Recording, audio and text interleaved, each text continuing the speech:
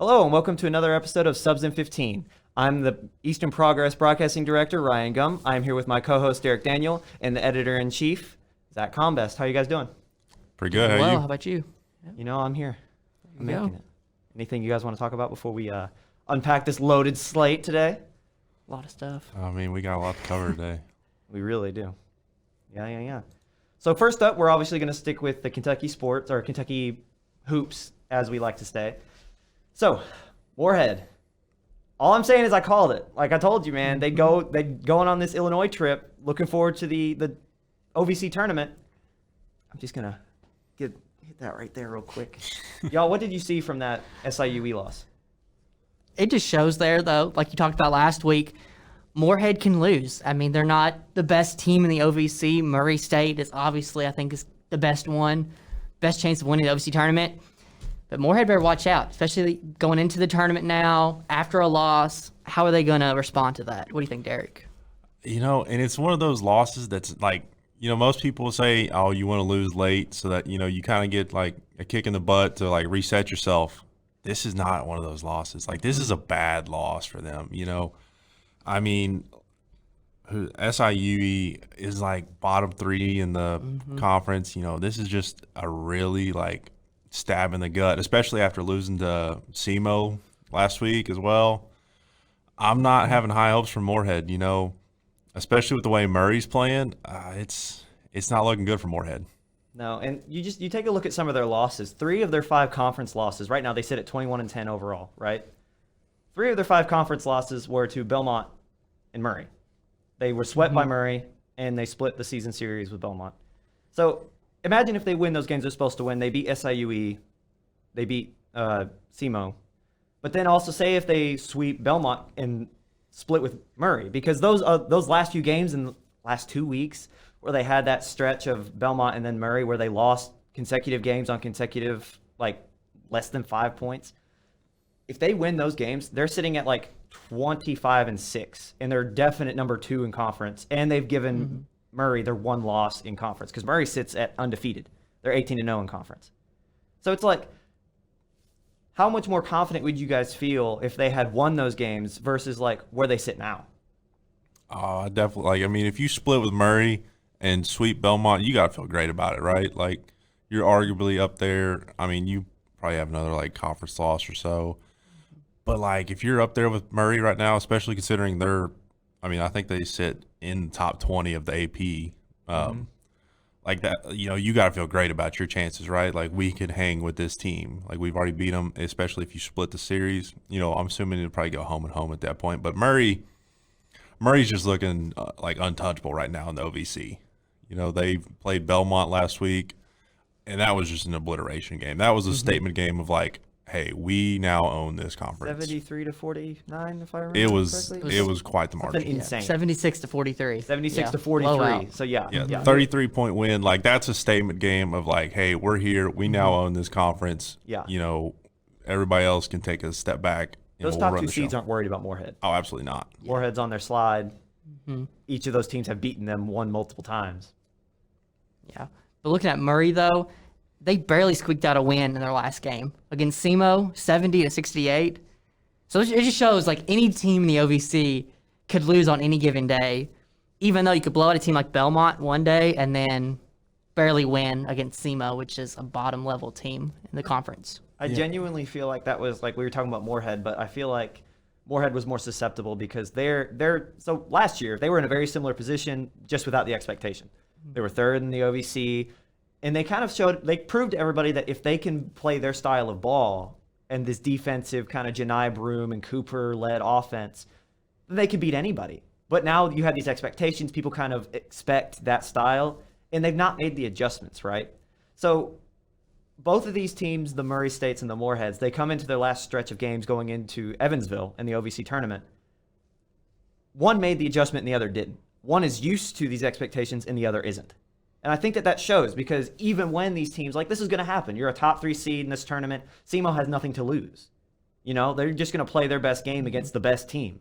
And the same thing with SIUE. Obviously, Moorhead's not on that level as Murray, but they're sitting there thinking, this is a team that's probably going to try to vie for a spot in March Madness. We're going to play our best game. And like I was saying, one made the adjustment, one didn't. And now we're looking at one team undefeated, another team that's wishing they were 25 games plus in the win column.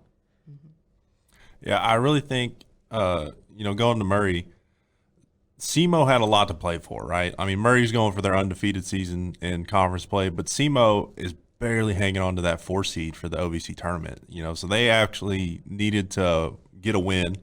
Luckily for them, I don't think anyone's taken that 4 seed from them, even though they're 8-9 in conference, which is blowing my mind that there are only 3 teams in the OVC conference that have a winning record in conference. It's just so top heavy. I mean, that's unreal. It's like, here's the top 3, and then the rest are just bottom dwellers of beating each other up, which I really think has helped Murray and Moorhead, be able to see the success that they have, because, everybody else is just beating everybody up, and then they just come in and sweep over them. So, it'll be interesting to see, how the OVC tournament turns out, but, I would be shocked if Murray didn't walk out of there with an easy victory. Same, yeah. I mean, it could come down to easily Murray and Belmont for the championship game. But, I mean, besides that, Austin Peay, Tennessee Tech's going to play each other. Not a very good game there. Moorhead should easily handle one of those 2 teams. And then it should be Belmont and Moorhead State. And looks like the semifinals.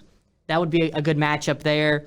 Murray, they have an easy road. I mean, they got probably most likely the 4 seed in SEMO to play. They should be able to handle them again this time. It'll be interesting to see that rematch, especially where, the setting's different. So, obviously, how the team handles preparations will be a lot different, because one was like, okay, let's look forward to the tournament, and now we're in the tournament. But, if I'd be interested to see what SEMO took away from that close game to end the season, and to see what kind of adjustments they make, because maybe they found the chip in the armor, Maybe what if this is the end of the Murray State train to March, Yep. I think that's something interesting to see if we see a SEMO Murray State rematch. Obviously, the percentage is probably very high that Murray, and I would put money on Murray winning that game. But nonetheless, it's still an interesting talking point. I going back to that SEMO Murray State game, you had a guy come off the bench for Murray State, Trey Hannibal, who was originally at South Carolina, didn't average very many minutes, transfers to Murray State, still doesn't play very often. I think he gets maybe 20 minutes a game.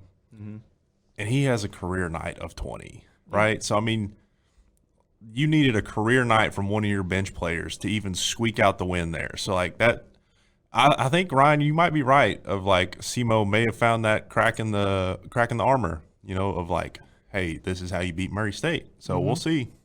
It'd be interesting for sure. All right, so moving on. Western Kentucky lost to Middle Tennessee State last week. That brings their season total to 17-12. And they round out the regular season with a home-and-home with Marshall. They go to West Virginia on Wednesday, and then Saturday they come back to Bowling Green. What do you guys expect from Western?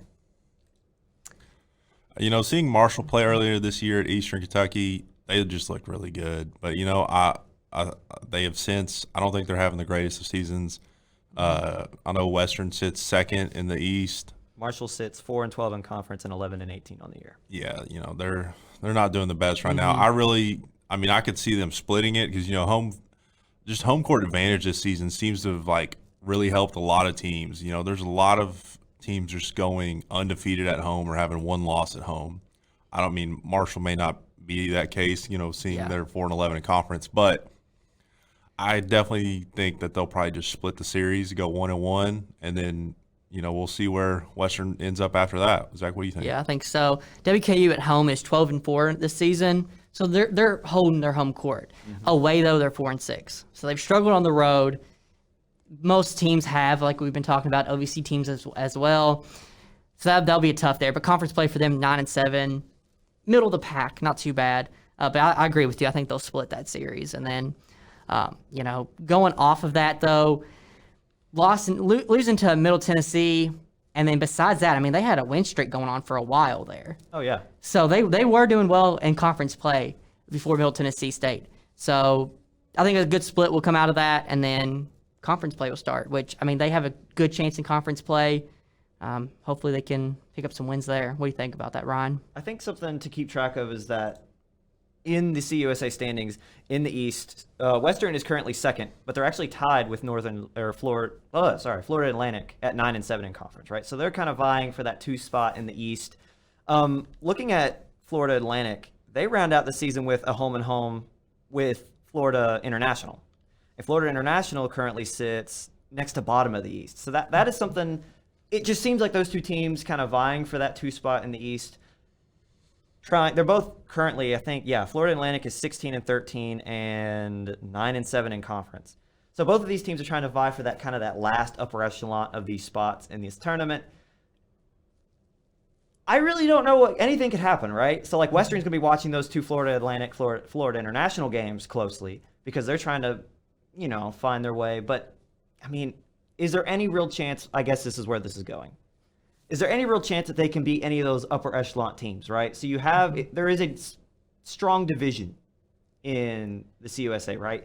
You have Northern Texas, The Mean Green, Middle Tennessee State, yeah.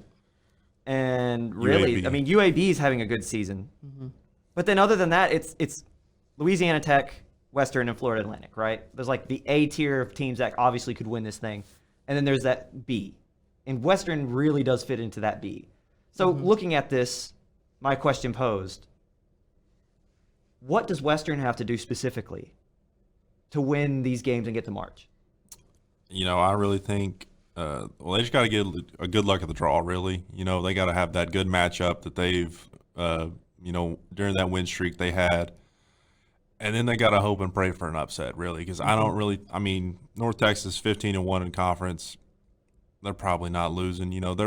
I would say they're almost as a lock, kind of like Belmont, unless Middle Tennessee wants to play spoiler.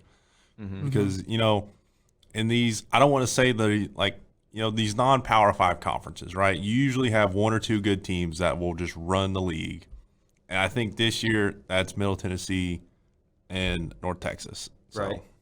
Zach, what are you seeing from here? Yeah, I think main thing is, picking up those. If you can sweep Marshall the end of the season, I think that's going to be a huge get for them, help them momentum into the tournament play. But also, you just got to rely on your shooters is the big thing for them. When they score 70-plus points in a game, most likely they're going to win a game. Oh, yeah. But when they're shooting like 50 points, 55 points during a game, they're struggling. So if you can keep those shots up, target your shooters, I think that's going to be a big thing for them. Davion McKnight, we talked about him before. He's a great shooter as well for him. He has to play killer basketball to be able to win. If you ask me, they have to win the series against Marshall this week. They have to. They have to try to keep that higher echelon of seeding. They have to be, in terms of tournament play, they have to be as far away from any of those top seeds as possible. They can't play a Northern Texas. They can't play a Middle Tennessee State. They can't play them early, right? Because if they can win, so we talked about their winning streak, right? They're one of the hottest teams in the nation, right? Yes, they lost to Middle Tennessee State, but I still think that they have some of that momentum. So say if they continue to roll, they beat Marshall twice, they get, a higher seed. I don't have the exact seedings looked up. All I have is the East and West. They can't get more than a 2 in the In their, East. in their Yeah. side. Yeah. Yeah. But the point is that in the conference, they're going to be like a 4, right? Like if So the farther they stay away and the more lower seeds they have to play, the more of that momentum they can gather, the more scouting report they can gather on this late season push from these upper echelon March Madness type teams, the better it will be, obviously, right? So in my book, if they lose either of those games against Marshall, I give them a 0 chance. I really have no confidence if they can't beat Marshall twice.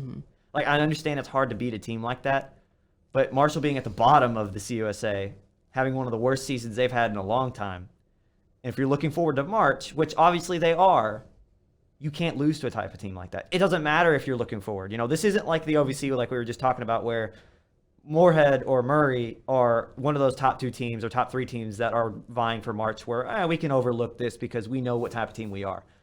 Western's not, they don't have that luxury.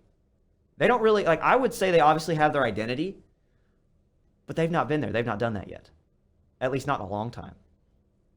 So that's just my kind of take on that is if they don't win against Marshall or if they don't win both games against Marshall, I just don't think that, especially if Florida Atlantic beats FIU twice and they lose that seeding and they have to play one of those upper echelon teams early, it's over.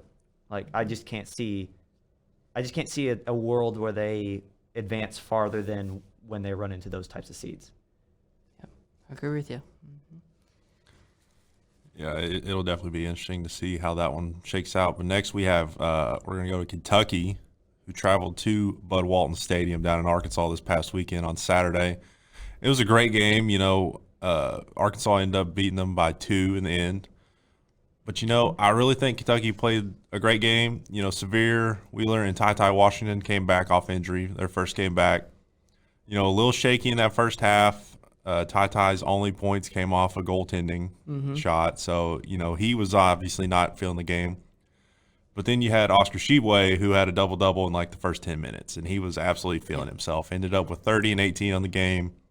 25 seconds. But you know what? I think like JD Notte just took over. What'd you two see from that? Yeah, I mean, that was a good win for them, beating Ole Miss as well, 83-72. Good win there for them. Got Florida coming up, though, on the road. That'll be a really good matchup, I think. Any predictions for the SEC tournament? I think Auburn wins it. Yeah, Auburn's been really good this season, so I think it'll come down to Kentucky and Auburn. Yeah. Alrighty, and that's been the first segment. Alrighty, up next we have the NFL. They're in the middle of their NFL quarterback carousel. A lot of potential suitors for a lot of free agents and guys that are on that trade market. So we're going to start with Aaron Rodgers, the man himself, right? Now, MVP. It doesn't really matter what you think of him. He's still back-to-back MVP. So, guys, does he stay in Green Bay? I think he's already came out and said he doesn't want to be part of a rebuilding. He's getting older. He's at the end of his career. I guess follow-up question, is that what Green Bay's going to do? I think like they lost their OC to Denver, right? So they have to bring in a new offensive coordinator. We'll see how that shakes up because, Rodgers is more of like a I'm going to do it myself kind of guy. I'll call the plays. And, I think if they bring Devontae Adams back with Rodgers, I think he stays. But if Devontae Adams goes, I think Rodgers goes. Yeah, I agree with you there. I mean, if he does leave, though, there's a lot of possible suitors that he has. The Steelers, it could be a good one. I could see him doing something there. You're shaking your head, Ryan. Why? You think the Steelers no good? No. He doesn't want to play Rodgers twice a year. That's true. That's the biased reason. But yeah, while obviously Mike Tomlin has gone on record and said he wants a mobile quarterback, right? Like he's been with Big Ben. Big Ben is not a mobile quarterback. Definitely not. Tomlin's kind of wanting that change, wanting to be more versatile in his offensive scheme. But my big question for concern, right? Pittsburgh's in a position where they have pieces sporadically placed that if they can fill in everything else, obviously they're a Super Bowl contender again, right? But they're not in a position to where they have per se Cincinnati, right? Whereas Cincinnati only has 2 really main areas of concern. Pittsburgh has a lot more. They have players in good positions, but that supporting cast specifically like defensively, that offensive line, there were some retires, some free agent leaving, obviously the quarterback. What do you have to give up? What do you have to move around to make that money work to acquire an Aaron Rodgers? That's the question, because if you're Pittsburgh, you're not trying to give up too much to where if you get him, you're in the same position. You're wanting to improve. So if you have no offensive line, but you have Aaron Rodgers, how good is Aaron Rodgers? Obviously, still great, but at the end of the day, how far can you get? Or if you have to give up some of that defense. You could score as many points as you want with Aaron Rodgers, but if you don't have anyone that can stop the other team, what's going to happen? So that's kind of why I don't think that that's a natural fit for them, just because he's such an expensive asset. Or if he goes on the trade, if it's a trade that gets him there, it's such a high-end deal, and there's going to have to be so much that goes into it. I just don't think Pittsburgh does it, unless there's the deal of the century and they get him at some kind of discount, the Rodgers rate, and he just absolutely is a steal. And I think if they trade for him and he's not just picked up a new contract, you're probably giving up draft picks, right? Because what does Green Bay need? They've got a good running back, they've got a good O-line. Who, before we continue, they just restructured his deal. Rodgers? No. Aaron Jones. Oh, Aaron Jones. They just restructured it. So I can't remember the specifics, but continue your thought. But that's important thing to know. Unless they lose Devontae Adams, they don't really need anybody. So you're probably looking at draft picks. And I really think the Packers need Rodgers more than Rodgers needs the Packers, because they've tried Jordan Love out a couple times and that's not terrible, worked. Yeah. So if he leaves, I think he goes to Denver or Pittsburgh. I don't think Pittsburgh makes a deal for the only quarterback I can see them actually making a deal for is someone that's safe on a relatively short contract. So I'd say a Garoppolo, just because he's someone that you can throw He in. underwent surgery yesterday. Yeah, but still, when he's healthy, decent game. Like he's a manager, definite. Like he makes the winning plays when you need it. He's not really consistent. Obviously, that's where his biggest criticisms draw. But if you're Pittsburgh, and obviously you're going to move on from Pittsburgh because we've been talking about them a lot, but if you're Pittsburgh, you either trade up in the draft. I know they've been looking at the Liberty quarterback, Malik, what's his name? Is Malik Williams? I think it's Malik Williams, yeah. Yes. I think so. Yes, they're looking at Malik Williams. I think they should go Kenny Pickett just because he's already a Pittsburgh guy. Makes a lot of sense. You trade up in the draft, enter your rebuild because Kenny Pickett is a mobile quarterback from the area with a strong arm. But obviously Mike Tomlin wants Malik. And, I mean, it makes sense. He's a great quarterback. I'm not trying to bash him. But, yeah, so moving on. The next quarterback currently on the carousel, Russell Wilson. They got to do something in Seattle, man. They either got to get rid of Russ or get rid of Pete Carroll. Like, it worked for the Legion of Boom, you know, but that was a stellar defense, not a stellar offense. And, you know, obviously you had Marshawn Lynch there, who is a great running back. I mean, you know, whatever his flaws, still a great running back. He'll get you 4 or 5 yards every carry. You know, I think he would be another good fit in Pittsburgh. You know, I mean, because he is that mobile quarterback that Mike Tomlin wants. Right. But, you know, I could also see him going other places. I think he would be a really good fit in Denver as well, you know, with that young receiving core that they've now got. Man, but like A lot of options, yeah. there are a lot of options, you know, but like something needs to happen there. There's a team you're not naming that I think could be in the hunt for that. If they decide to go Russell Wilson, I'm going to say this, and then I have a question posed. Okay, Tampa Bay. I feel like they're in the market for a quarterback now. Like I mean, they obviously are, but they're in the market for a high-end quarterback. They're wanting to remain in that upper echelon, that championship contendership. So I could see them making a vie for a Kyler Murray or a Russell Wilson or any of those guys that can win them championships. But so we've seen a lot, obviously, from Carroll and Wilson. That you just brought it up, the Legion of Boom. That's what led them to the championship, and all these championship runs was this great defense, and then you have Marshawn Lynch to rely on. But then after all that, there was this huge movement on social media about let Russ cook. Let Russell Wilson cook. Let him play. Let him do his thing. And it seemed that happened, and they've still not gone back. Like in fact, I would say they've regressed. So my question posed, we've been talking about Russ leaving, but who's at fault here? Who's more at fault? It can be both, but who is more at fault for the problems in Seattle? Is it Pete Carroll or is it Russ? I think it's more Pete Carroll than anything because, and also you got to look at too, Russ is getting older as well. He's older. He's been dealing with a lot of injuries more recently. It's a little bit of both, but I think if they get rid of Pete Carroll and just do a complete rebuild of that program, it would turn out a lot better and it'd be quicker than trying to get rid of Russ, then trying to find another quarterback, and it would just be a continuing carousel of quarterbacks trying to find somebody that's a good fit. You know, I mean, you say that, like, they had Geno Smith fill in for Russ while he was hurt this past season. He didn't do terrible. Yep. Like, Geno Smith was a good backup quarterback, I would say. That is a good kind of counter argument, though, is because Russ went down, Geno didn't do awful. Yeah. That's coaching. Yep. So Yeah, but I think that's also, like, Geno's a former first-round pick. Depends. Yeah. that flamed out everywhere he's been. Like, Man, Geno's a backup for a reason. he's still a first-round quarterback. That doesn't mean anything. Listen, here's my thing. Okay, you can only play 32 quarterbacks at a time. There are way more, like, there are more good quarterbacks than starting spots, in my opinion. No, I don't. Even though some teams don't seem to find them. No, I know what you mean. I just don't think that being a first-round quarterback instantly locks you as a quality quarterback.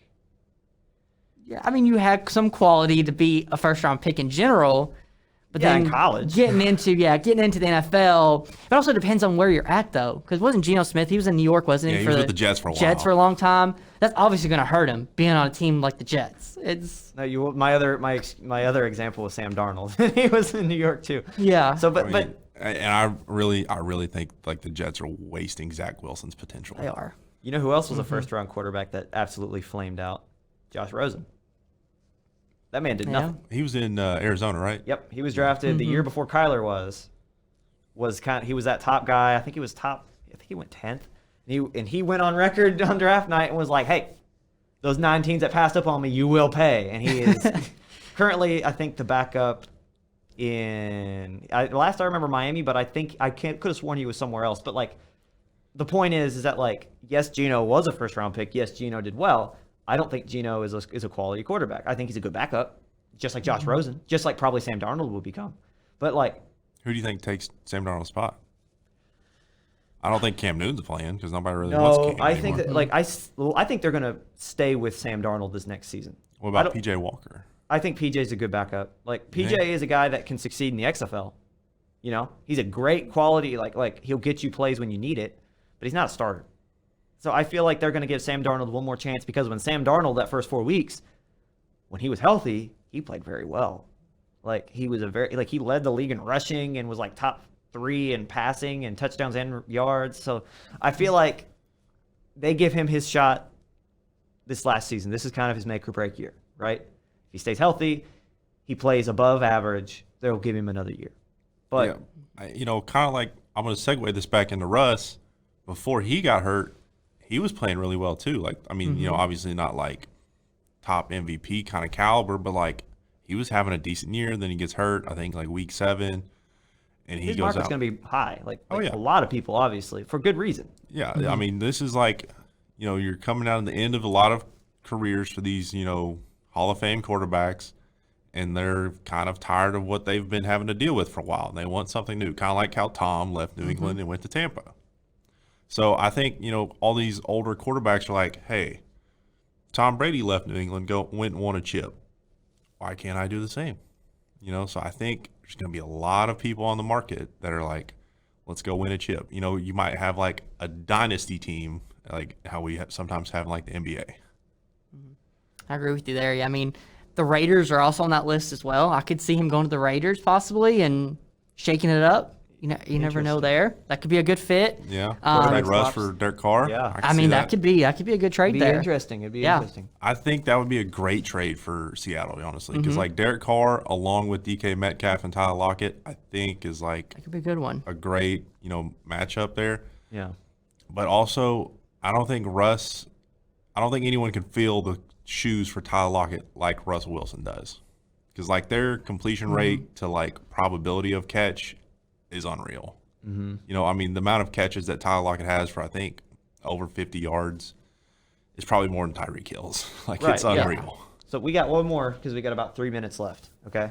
One more quarterback we're going to target and talk about. Kyler Murray has had some issues in Arizona. Recently on social media, I think a few weeks ago, he deleted everything regarding the Arizona Cardinals. And then last night or the day before, he came out with a statement. In all essence, it said, I want to stay here long term and I want to make a lot of money. What do you guys think? I mean, I think that's the goal for anybody in the league, right? You want to make a lot of money. And being the number 1 overall pick, you probably will make a lot of money. So, like they brought in that good defense. I mean, their defense led the league for a while. Chandler Jones, and then now you got J.J. Watt on the other end. And then they also have D-Hop. I mean, like, what more could you ask for as a quarterback? You have an insanely good receiver, an insanely good defense.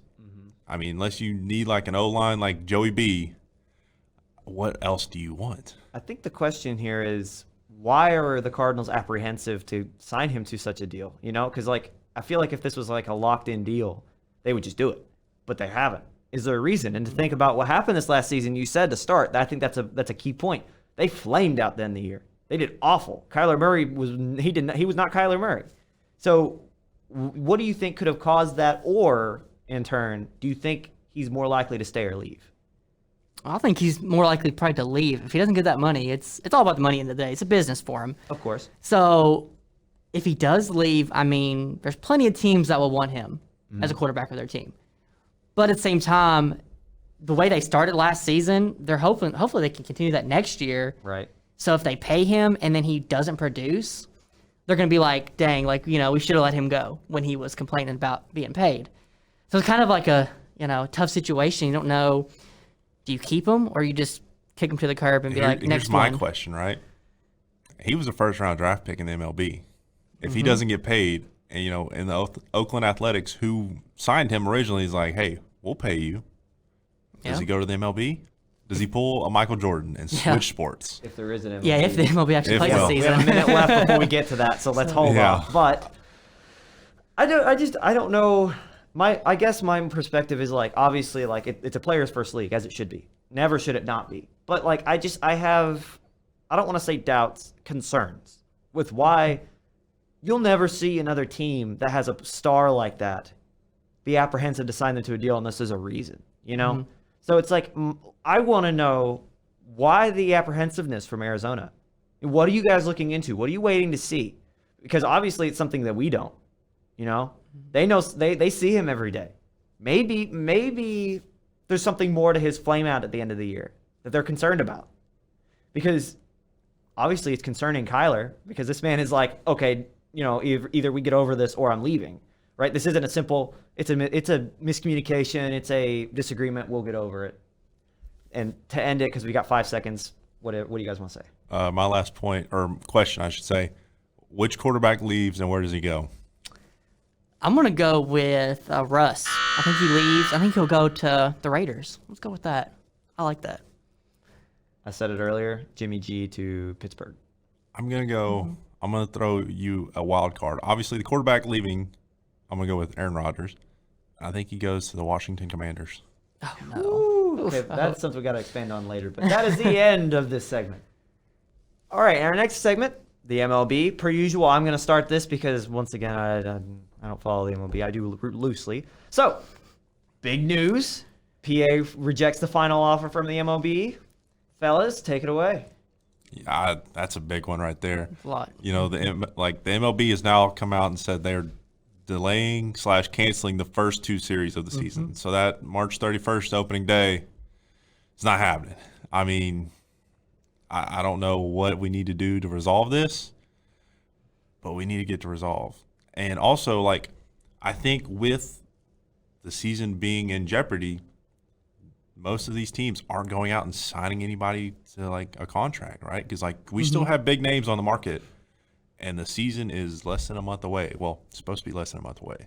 Yep. Yeah, they can't do nothing. I mean, they got their hands tied until they come up with an agreement. But this is the first time in 27 years that this has happened, where the season has been delayed because of a labor dispute, and they just can't come up with an agreement. It's pretty bad. I mean, now it's only the first 2 series of the season. I'm expecting to go even farther, maybe 4 or 5 series into the season before they finally make an agreement. Yeah, I mean, because obviously, the owners came out and said, "Hey, here's our best and final offer," and the PA was like, "Yeah, this isn't good enough still." So, if this is your best and final offer, I mean, obviously, you either lied and this is not your best and final offer, or the PA is going to have to give up a little and say, all right, we'll accept it. So I don't know which will happen, but in the midst of all this, Derek Jeter said bye-bye. I mean, the man was CEO of the Marlins, a Hall of Fame player for the Yankees. In the midst of all this craziness, he's just like, you know what, I'm done. He's out of there. So, Zach, do you think he's going to go purchase another team, or is he's like, this is not it for me? I think he'll wait. And probably won't be this year, but maybe next season he will. But, I mean, I didn't realize he was there as a CEO since 2017. That's been a long time, actually. And, I mean, the Marlins are kind of – they're in the middle of it. They're not the best team out there. They kind of remind me of the Reds. They kind of traded everyone away that's good. Yep. Was there a reason for the sale other than that he was just done? They just, they mutually parted ways. Yeah. I don't know if there's Makes me think of creative differences. Yeah, I mean, probably. Because, if you're Derek Jeter, right, you're used to winning World Series and being on top, and then you're at the Marlins who are not. Yeah, but what does it say about you if you're peace after 5 seasons? Because yes, that's a long time for us, but in the grand scheme of sports, that's I don't want to say average. It's a little below average, especially for a CEO owner. I don't know. Yeah, I mean. But for 5 years, you would expect that you've been able to draft and or trade to get a decent team at this point, right? I mean, I'm going to talk about my Astros for a second here. In 2014, we sucked, right? We weren't very good. Ryan, I know you're rolling your eyes at me. I don't want to hear it, okay? The Astros are good. We've been to 3 World Series. We lost twice, but we at least won one. But like in 2014, we weren't that good. And then we drafted a bunch of people and traded up. I don't see why the Marlins couldn't have done that if that's what Derek Jeter wanted to do. Yeah. Well, the thing is, though, he said in his statement he gave out was that their vision and future for the franchise was different from the other people in the organization. So that's what led him to this decision. So I mean, he was probably trying to do that sort of thing, but people around him were holding him back there. But his contract anyway was coming up, going to expire in 2022 anyway. CEOs have contracts? They do. Yep. His contract was set to expire in 2022. So it was it was going to happen either now or going to happen into the year. So yeah. Projection-wise, which team do you think he would buy if he's going to buy another one? I mean, being biased, I hope the Reds, but I don't see that happening. The Yankees now, that would be cool. Does he buy Being from the Yankees, playing there, he knows the program, knows the people. That would be really cool. It'd even be a more stab in the back if he went and bought the Red Sox. That would be. That'd be hilarious. Actually, I'd be for that. That would be just hilarious to watch it unfold. But he might have a little revenge, and could go by Tampa Bay to get back to the Marlins. Stay down there in Florida. But also, I think we're going to branch into college baseball here for a second. Louisville, who I think was nationally ranked to start the season. They were. I think they were 7th or something. Not doing too hot. You didn't have to do that to my guy. I know. That was rough. Listen, he's got women's basketball, okay? I do. They're 4th. Women's basketball's you're amazing. right. That was just such an abrupt transition. You're like, yeah. Jeter is selling the Marlins. By the way, Louisville lost in baseball. I didn't say they lost. I said They they were fell nationally off. Same ranked. difference. They were Yeah. nationally ranked. They were 7th. Yep. Are they? No, let me ask this question. Are they still ranked? No. Bro, that's. I don't think so. I don't believe we're still now. They're 5-3. Hey, listen, I will say this. One of my absolute best friends from high school, Jacob Ferris, plays for Louisville baseball. He pitched against UConn. Wasn't his best showing, but he'll bounce back. If I had to pick one player from that Louisville baseball team to have a great season, it's going to be him because he had an absolute stellar season at Eastern last year. Oh, yeah. Big time. Yeah, it's not looking too good. But we did beat Moorhead. That was good at least. I mean, it's Moorhead. It's nothing. It's an in-state school. I mean, hey, listen, you have bragging rights. That's all that matters. A win's a win. Yep. Exactly. So the biggest thing, though, I think for Louisville baseball this year, playing Michigan, they have a series with them. I think that'll be a really good series there. Notre Dame is also a really good baseball school. And then Western Kentucky. There's time to redeem. Be a good one. Oh yeah, you have. I mean, it's still early in the season. You have time to catch back up. Is it? I'm trying to remember of how the college baseball playoffs works because it's kind of. Well, see, obviously there's the weird. baseball World Series, the college baseball World Series. But my question now, so with college baseball, because if you at home are watching and you're shocked, I don't watch college baseball. I know it's surprising, but I don't.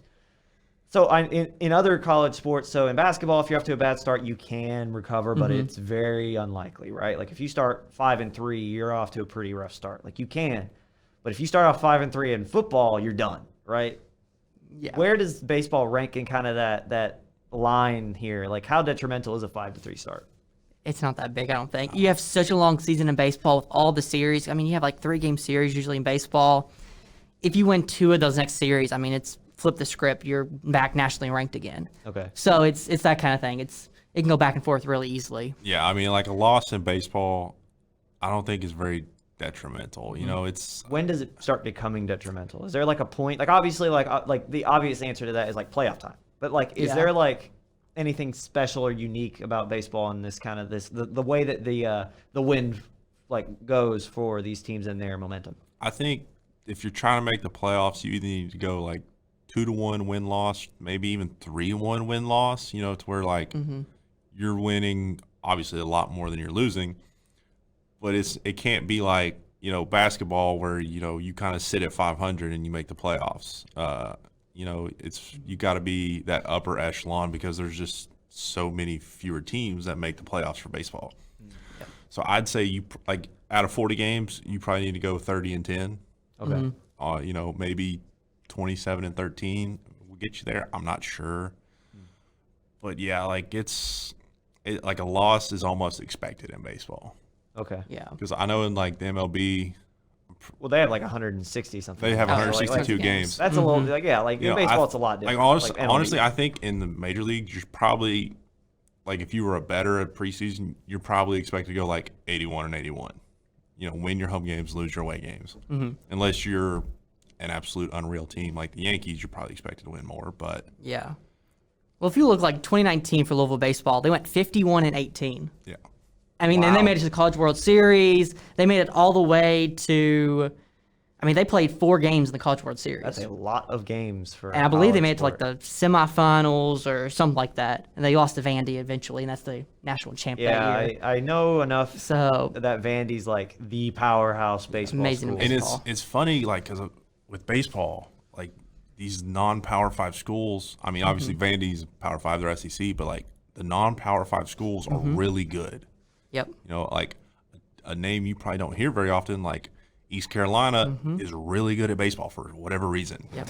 Like, I mean, these like John Does from Montana are really good at baseball. Yeah. I love it. Like the college baseball, like just atmosphere is so fun to watch because it's not your traditional Power 5 conferences that just run the show, you know, like Right. they do in football and basketball. Anybody can go win it.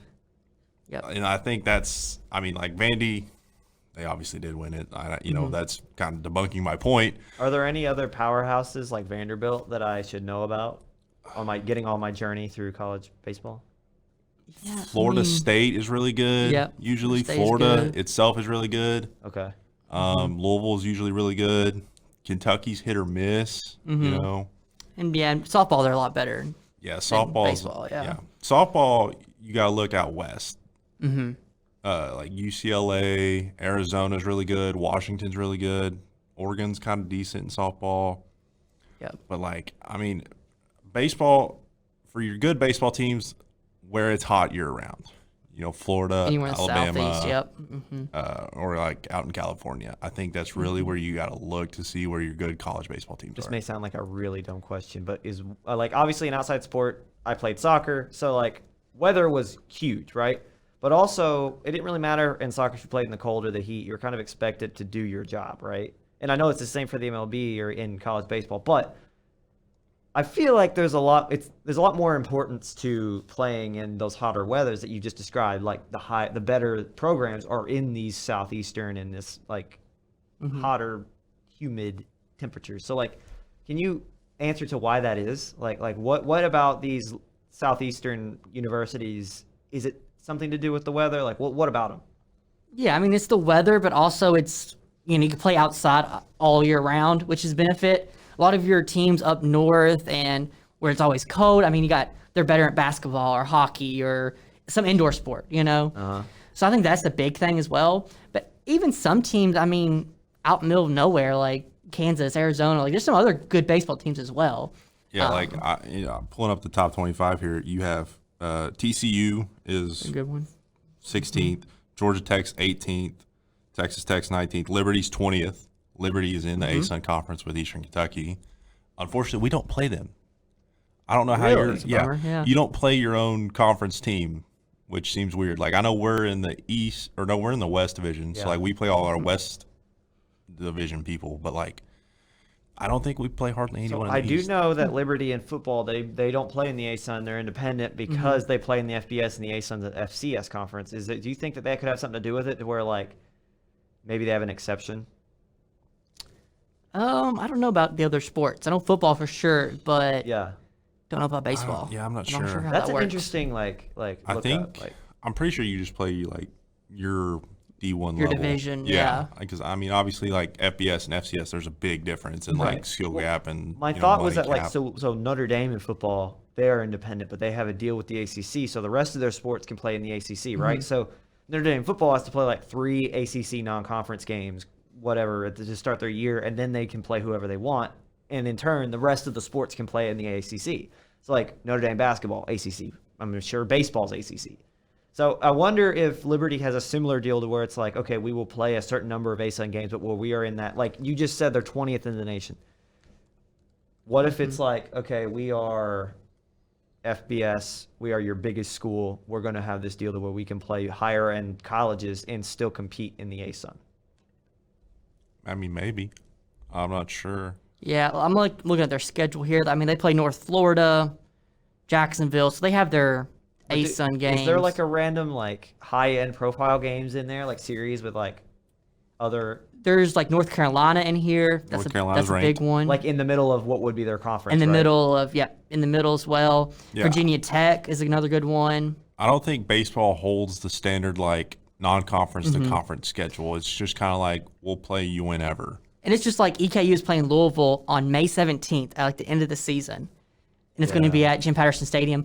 EKU beat Louisville last year here in Richmond, so that was... But is there any other, like, for EKU, for instance, is there any other games like that in the middle of what would be, say, quote-unquote, a conference schedule? I think I know think like there's this some. upcoming we play Bowling Green, and we host Western Kentucky. yeah, when we get into A-Sun play, I mean, we got Northern Kentucky, Morehead State, Kentucky, Okay. Dayton. So there is quite a few. Xavier. There's quite a few games that Yeah, are the random on sprinkled off, in. off. So it's more like where there's no conference versus non-conference. It's more like, okay, whoever fits in from the conference will play. I'm assuming that baseball then is just based off your record overall, and it's not so much who you've beaten in the conference. It's like, right. make your schedule, you'll play some A-Sun games, and there'll be an A-Sun conference game, but also just win your games and you'll be higher seed. Yes. Interesting. Yeah. That's very interesting. Like looking at the top 25 here, one team that really caught my eye, Long Beach State is 2-4, and they're in the top 25. 2-4. Jeez. How are you 2-4 in the top 25? What was those 2 wins against like the number 1 team? Like, I'm sure you guys heard it, and I'm sure they heard it. That's time. For our final segment, we're gonna skip over to the NBA. It was a fun week of watching NBA games. Power rankings, still got the Suns in first, Grizzlies second, Warriors third. The West is still just dominating. Zach, what's happening? is dominating. I mean, let's talk about the Grizzlies though. John Morant, unreal stuff. What he's been doing this past week and a half. I know between beating the Bulls, 46 points there. I know Ryan was upset with that final score there, but I mean, all the stuff he's had, the buzzer beater before halftime in the last game. Ryan, what have you seen from John Morant? I mean, he's just been unreal. He's proving that this is going to be his league. Him, Luka, all these guys that are this younger generation. Ja's he's elevated himself into this we've used upper echelon a lot today, but he has. He's going to be a top 5, if not top 3 player in this league. He's, as you said it, 96 points in the last 2 games.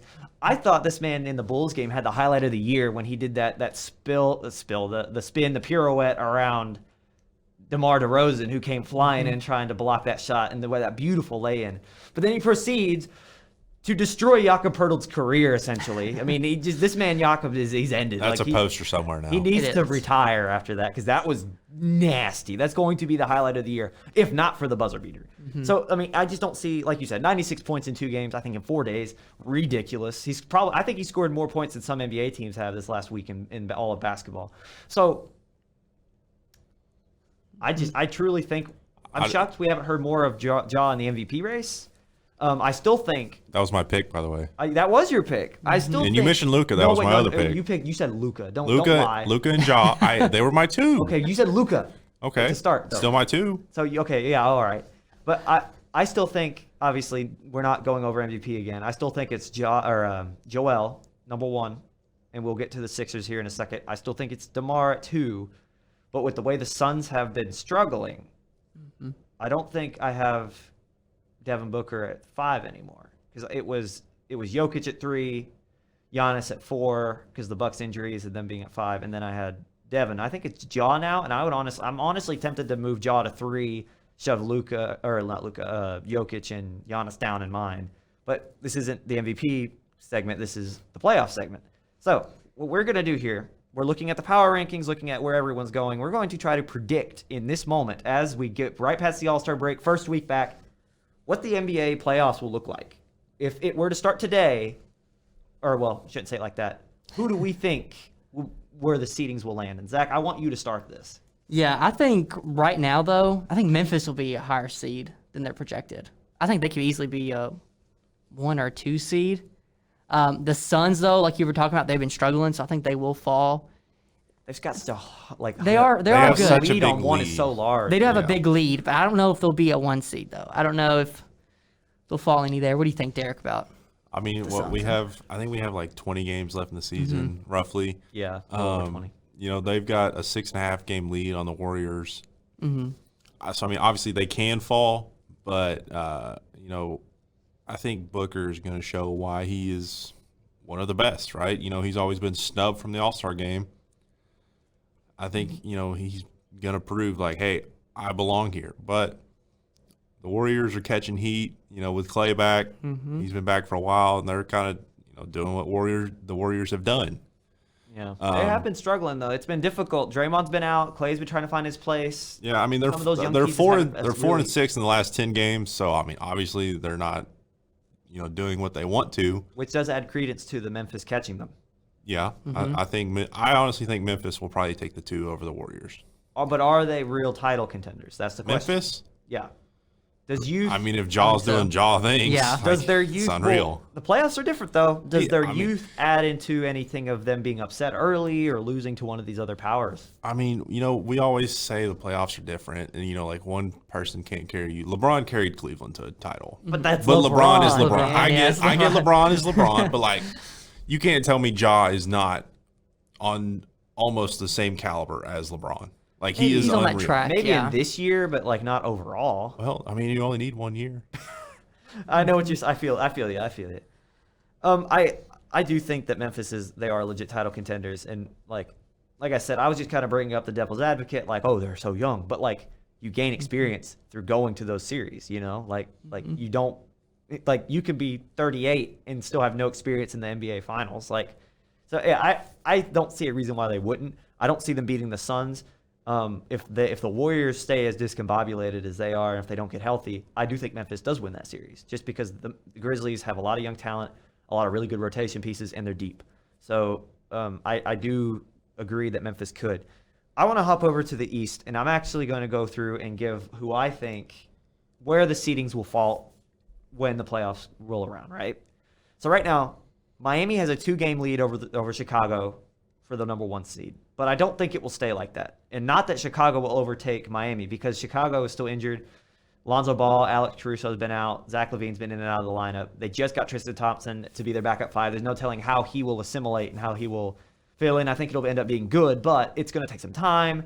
And then there are these guys that are starting, like Ayo Dosunmu, who is starting, but what happens when Ball comes back and he has to go to the bench? How does he, fall back into that bench piece? So I actually think Chicago will fall. Not far. I think that they'll still be a top 4 seed, but I actually have the Sixers going up to the 1.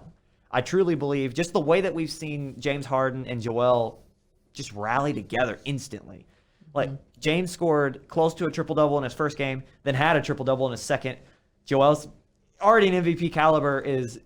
I think he said he's been the most open in his career ever. Like if I remember that quote correctly. So that just makes him even more dangerous because he's actually got a second star and they still are deep. I think that they have the best 1-2 punch in I wouldn't say in the NBA, but definitely in the East.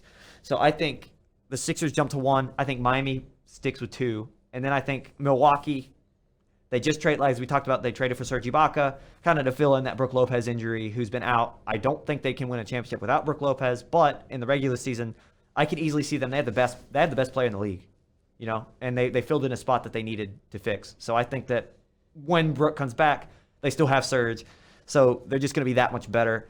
Maybe not as good as last year, but they're going to be really close. So I think they jump to 3, with Chicago at 4, Boston at 5, who's been hot. They have been insane. They lost the night before. I can't remember who they lost to. I got to look that up. Talking about Boston? Who? Boston, yes. Boston. They beat Atlanta yesterday. Okay, and then they And lost to the Pacers on Sunday. Pacers, and that was a bad loss because Indiana is not doing anything. They're actually 13th in the East, but they're still one of the hottest teams in the league. I think they continue to be as hot as they are. They jump up to 5 with Cleveland at 6, and then we have the play-in 7 through 10. And honestly, Brooklyn in that play-in is going to be terrifying for whoever has to play them in those. Does Kyrie get to play? Mm-hmm. He actually, the mayor of New York came out and dropped the mandate for vaccinations. So yes, So Kyrie gets to play? very soon. Yes. Is KD healthy again? No, He's not. He will be healthy Season's before chalked. the playoffs. But see, I was Chalked. well. I will make this point because once again, I don't want to take up the entire time here. I don't think number one, we don't know what KD will look like when he comes back. Yes, it's an injury. Yes, he was one of the best players in the league, if not the best, arguably with Giannis. Great, and he is a guy that if he is back at that level, he can lead them to playoff series wins by himself. Ben Simmons is such a wild card. We have no idea what he looks like. Even if he comes back, who's to say he won't be detrimental? Because it's all offense-based. That's his problem, right? Yes, you have Kyrie and KD, but what happens when you get a guy like PJ Tucker guarding KD and KD not going to stop him, but you know what I mean? That's what was the problem last season was PJ Tucker stopped him with Milwaukee. Or stopped him. That's a very loose term. So don't shoot me. He didn't stop him, but he was able to make enough of an impact that they won the series. So I do think Brooklyn is scary.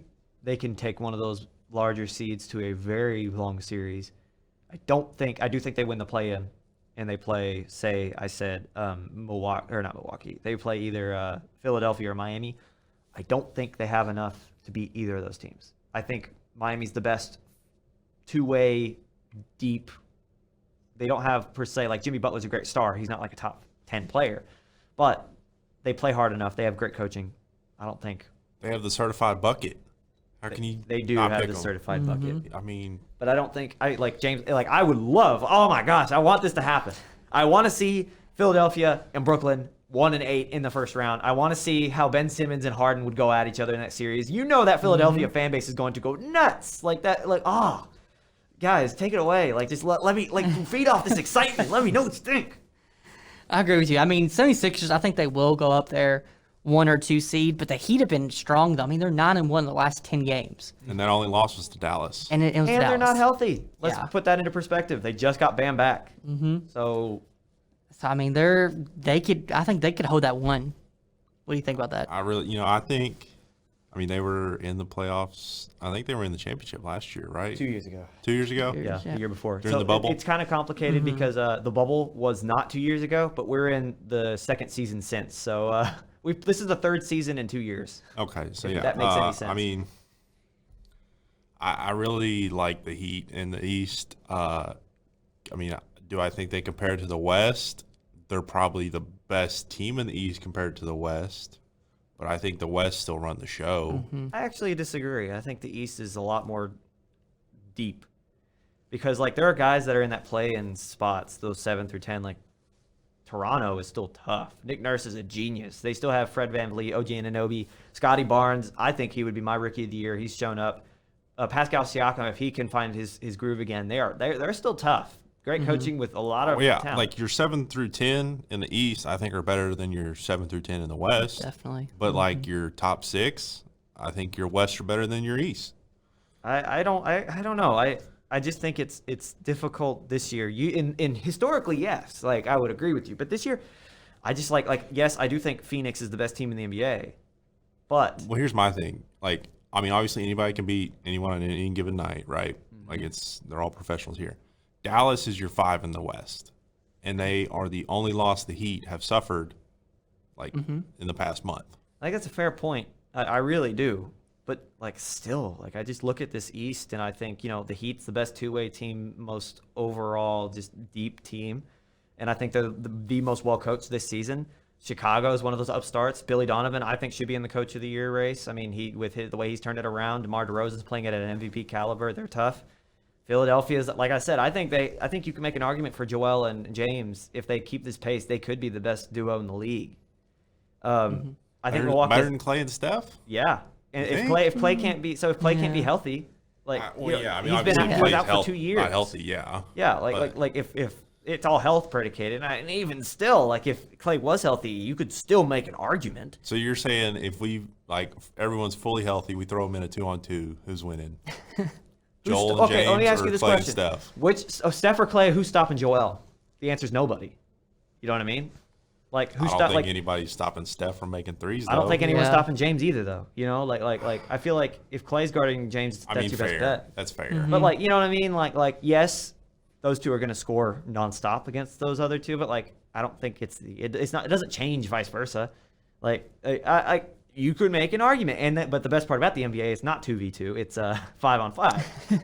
So, if you ask me, I think the with health right now, Philadelphia has the better rotation.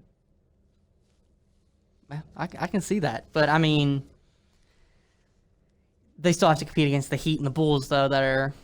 I think their rotation around them are a little bit stronger. And you got Giannis too. Yeah. You can't forget about the Bucks.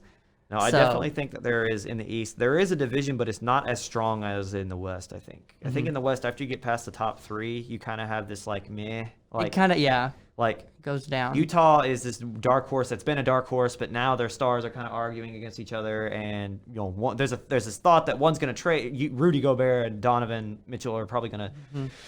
One of those two are going to ask for a trade, so I don't think they haven't proven anything. There's no telling with Luka. Luka's best star is Spencer Dinwiddie beside him, so I don't think they do anything. And the Nuggets have been injured. And then after that, what? Like, there's nobody. Yeah, what's the problem with the Nuggets is because, like, I know Jamal tore his ACL last year, still recovering from that. Michael Porter Jr.'s got back problems. That's it. A lot of injuries. It? Yeah, like that's legit. Like they've not been playing bad. They've not been playing consistent, I would say. Like I would say that they're definitely above average team. So like you're telling me the MVP can't carry him for at least a couple games? I mean, he could, but like I just don't think. I think when you look at those teams that they'd be playing, like right now, if the playoffs started today, Denver would be playing Memphis. And I do not think Denver in their injured state could beat Memphis. I really don't. I don't think so. Jamal, but like, or not Jamal. Like Jaw is unreal. Yeah. Oh yeah. Like in the East, like I just said in the West, after that top 3, it's like meh. But in the East, you have 4 that could do it. You have your reigning champions at 4. Yeah. Like they're the 4. Right now they're 4, and then you got an upstart Cavs team. You have still a loaded Celtics team that's hot. The Raptors could do something. The Nets still have KD and Kyrie. So it's like, I don't know. Like I don't buy into the West is better than the East this year. That probably is just my opinion. I think your top 3 or 4 in the West are better than your top 3 or 4 in the East. Yeah. But then past that, I give it to you. Like the East is better. So like when you say depth wise, yes. The East is deeper. Yes. No, I can Which agree with that. might work out for the West because if everybody in the East is having to battle a 7-game series to make it there, and the top 3 in the West, let's say Memphis 4-1 somebody, then 4-2 to get to the final. Yeah. They've hardly, had to struggle. They got an easier route. Yeah. And on that note, that's been our show, fellas. How do you guys feel about today's episode? Pretty good. A lot of stuff going on. Agreed. I wish we had more time sometimes. I do too. But and I hope you guys do as well. Like I just said, that's the end of the episode. That's been Subs in 15. Thank you guys for watching. If there's anything you guys want us to talk about, hit on, or disagree with us in any way, shape, or form, let us tell know. Us. Yeah, tell us. Comment. Do whatever you got to do. We all have emails. We all work for the Progress, so let us know. Episodes weekly. There will be the week after next, where there won't be an episode. That's spring break. Nothing we can do about it. But we'll be back right after that and I'm just going to hype this right now.